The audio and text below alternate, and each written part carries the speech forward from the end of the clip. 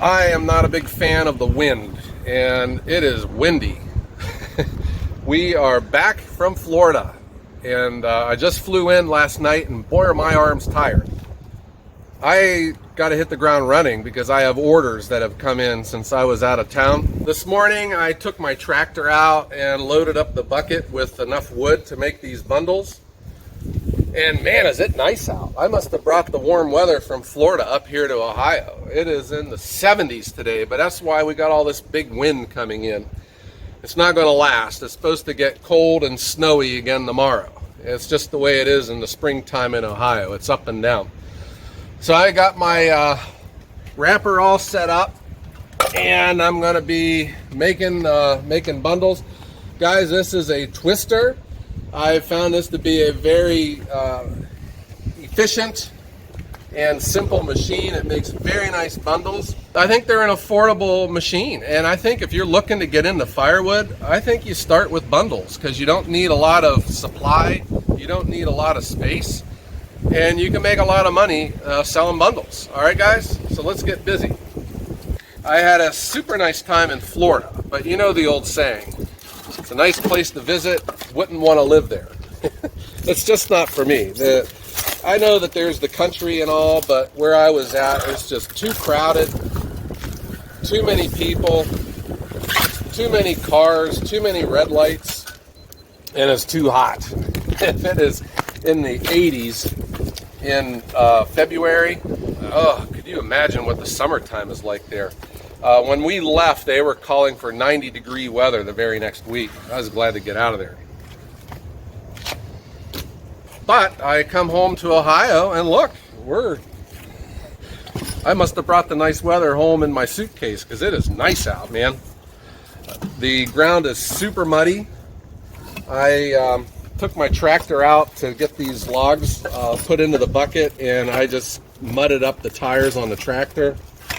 So that my clean tractor came to an end pretty quick.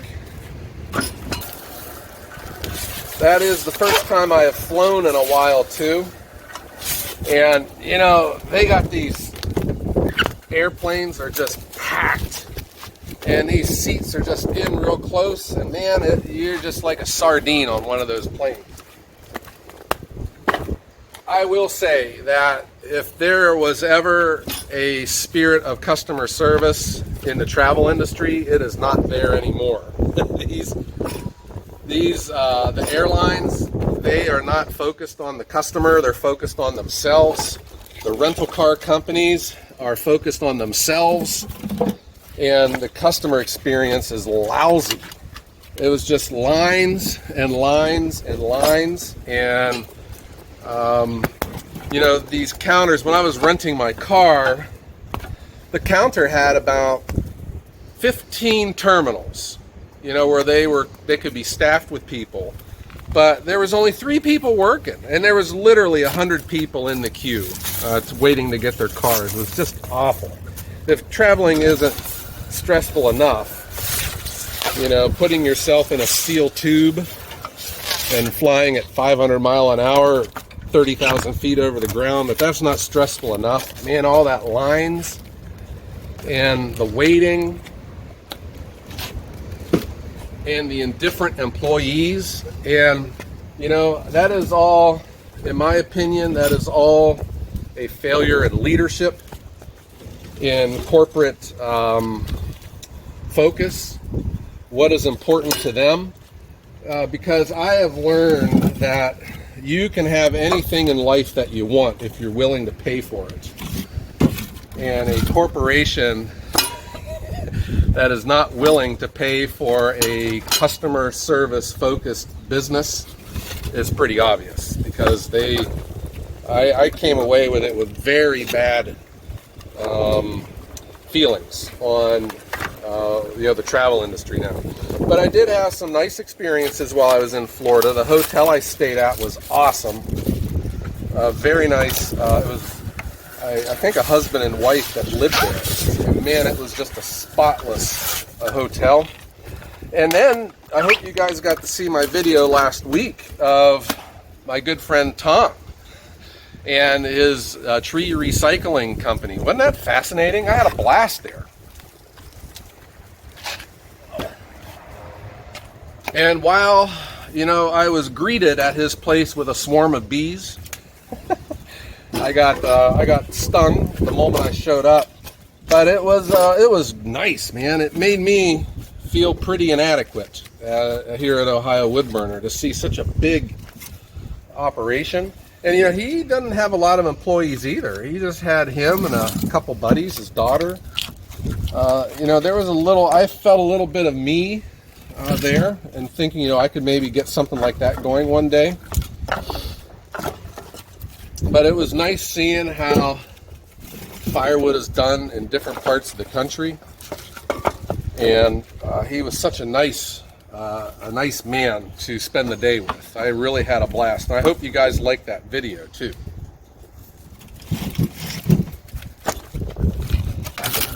I had heard some of your advice, guys, the last time I was doing bundles about using my tractor more, and that's what I've done. I put the wood in the bucket. I can pick the bucket up at a nice height so that I'm not having to bend over as much. It's saving my back. And I think my bucket, this bucket isn't as big as probably it could be, but this was the one that came with the tractor.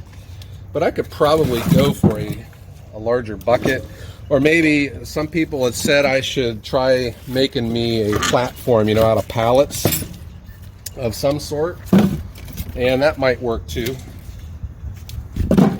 But I just shoved it full of logs, and making bundles is a little bit like putting a puzzle together. You just try to find a good way for the logs to fit, so that you're left with a pretty nice square bundle, and the customer gets a good value because they're getting the full measurement.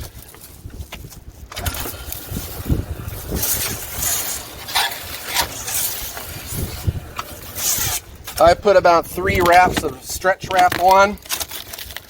And there's been a lot of you guys asking about my stretch wrap, and I will put the link. It is still active in the description. I got a coupon for you guys too that are interested in it. You can save 10% with your purchases.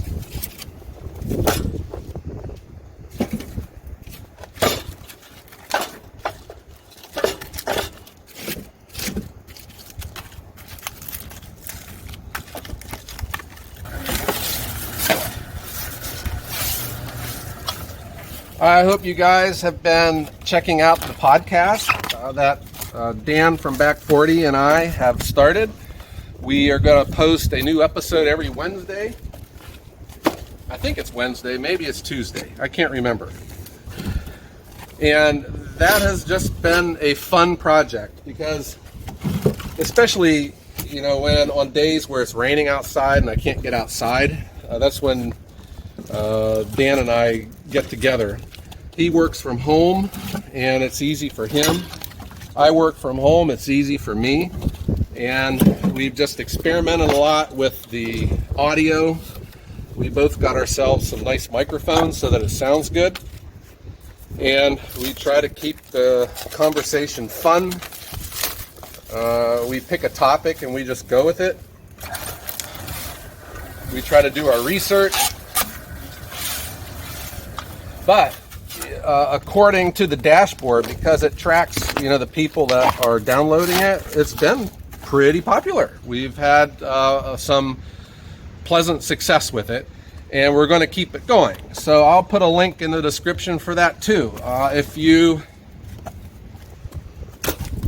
haven't checked it out, our podcast is called The Woodhounds, and it is on all of the major podcast platforms like Spotify, iHeartRadio, Stitcher, Google Podcast, Apple, and you can just search the term The Woodhounds and you should see a picture of me and Dan there. There are currently, I think, 3 episodes that are active right now that you can listen to. And we also started a website, and It's called thewoodhounds.com. And all of the episodes are located on that website as well. And there's the link to our email address is there. So if you want to send us some comments about our topics, go ahead and put them in there, and we'll see the emails, and maybe we'll even read some on the podcast.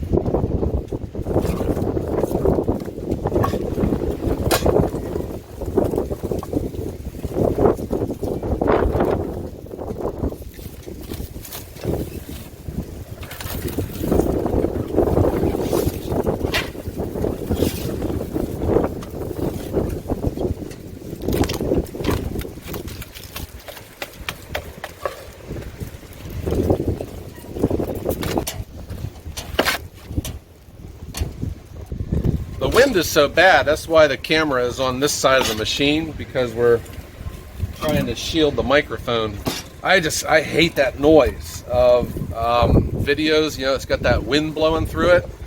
When I watch videos on YouTube, once I hear that noise, I kind of click to the next video. I just can't stand to listen to it. Try to do our best with our filming. There is something else I'd like to tell you guys about too. Have you ever heard of the National Firewood Workshop? It is held every year, and it's sponsored by North Carolina State University, and they try to pick a different part of the United States each year to hold it. Last year, if you recall, it was on Zoom, and I was one of the presenters. Anyhow, I was invited back this year to the National Firewood Workshop. It's going to be in Wisconsin in June, and as we get closer to that date, I'll let you know. I don't know what my topic is yet, but I'm going to be there, maybe, okay, if everything works out with my schedule and flights and stuff. But that would be kind of cool to present, you know, to the firewood professionals that are out there. And you may not be aware of this, but all of the Zoom presentations that happened last year, they are now viewable on YouTube. They are on the account of Harry Watt, who was the coordinator of all this, and he has put them all. And you can see my two presentations. There was one also by Andrew Easton of the Eastonmade log wood splitter company. And there's all kinds of different topics. And I think you guys would really enjoy seeing it. So I will put that link in the description, and then make sure you comment on those and tell Harry that you found out about it because of Ohio Woodburn.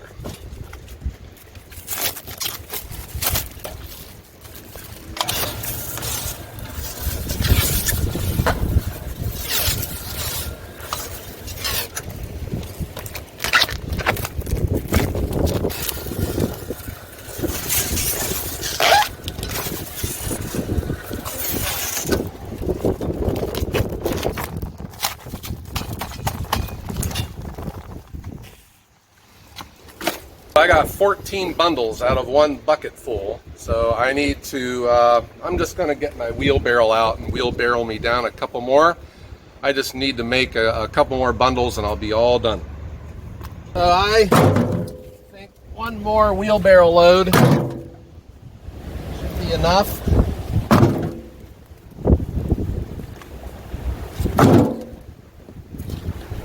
This was some wood that got buried under 2 feet of snow. I haven't seen it for a while. So we will be, I throw out these pieces with the knots. They don't wrap that nicely. I'm way behind on my production. We've had so much snow and all this wood was under 2 feet of it. So I could have made it, but I had nowhere to put it. Well, now I do. I don't do production on the weekends. It's too loud, and I like to give myself a break and the neighbors a break. I make it while they're all away at work. But you can wrap, because those wrappers are quiet, and that's what I'm saying. If you're wanting to get into firewood, think about doing a bundle business, because you don't need a lot of supply, you don't need a lot of space, and one of those wrappers are relatively inexpensive and they're quiet. All right, so I got my wheelbarrow loaded. Let's get it over by the machine, get this wrapped, and we will be done. I have even made it to where I can run this wrapper on a battery power pack. I did a video on that a while back, and it really works. When I get moved to the back 40, I'm thinking of just moving everything back there.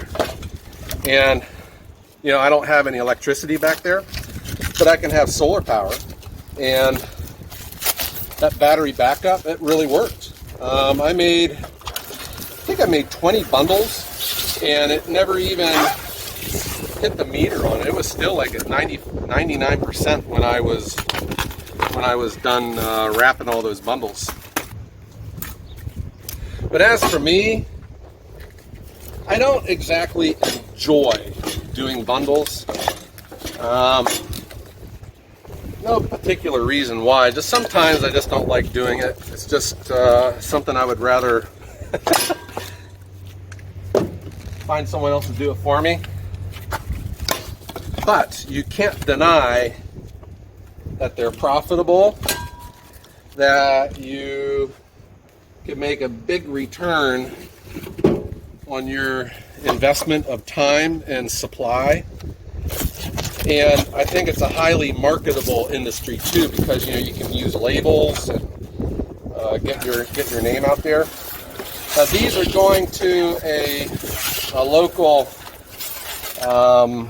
kind of like a bait shop, grocery store, and they don't need labels there. So of course I'm not going to put them in, because it saves me an expense. My labels cost me about 15 cents each. And you could say, well, I'm losing, you could say that I'm losing, you know, an opportunity to market and to make more sales, and I guess that's true, but I'm going to be honest with you, I don't need more sales right now. I can't keep up with demand as it is. So if I, you know, that is getting to the point where, you know, this charting my growth. Yes, I can grow more and sell more, but that's going to require some changes, and I'm still not sure if I want to do that. So for now, I just do what I can.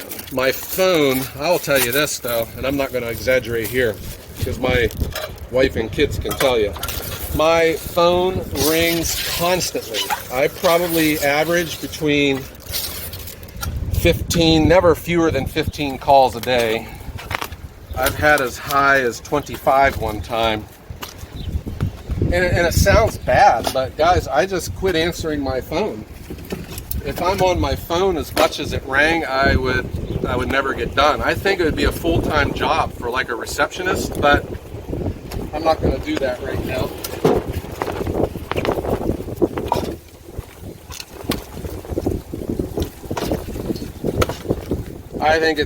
I think it is all hands on deck with firewood.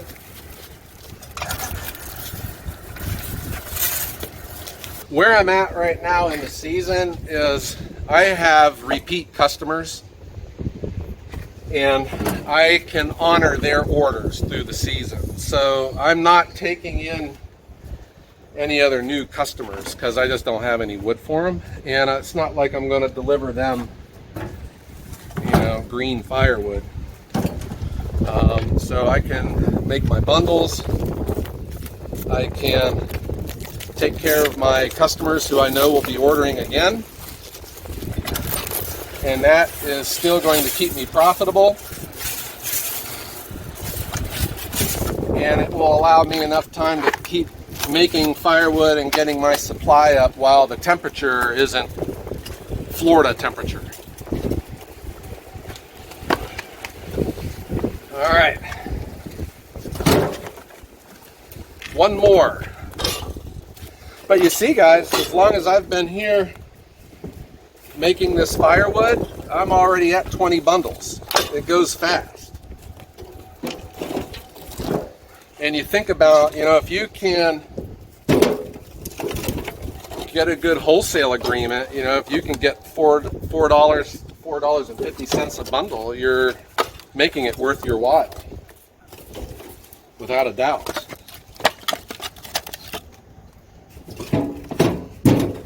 And then if you could sell them for retail, you know, at $7 to $8 to $9 a bundle, maybe throw in a couple extra pieces for a $10 bundle at a roadside stand, I think you've just added a lot of value to your firewood. I have learned that smaller splits and smaller quantities brings bigger profits. And as long as I am here at Ohio Woodburner, this is not going to be a non-profit organization. And there you go, guys, 20 bundles. And we can get these loaded. I can get these to the grocery store in the morning. And then I got my other truck to take a delivery out in the morning as well. All right, guys, I hope you enjoyed this. And if you have, please hit that thumbs up button. And please check the description box down below. I'll put all of the links of everything that we've talked about today down there for you. And I hope everyone has a great day.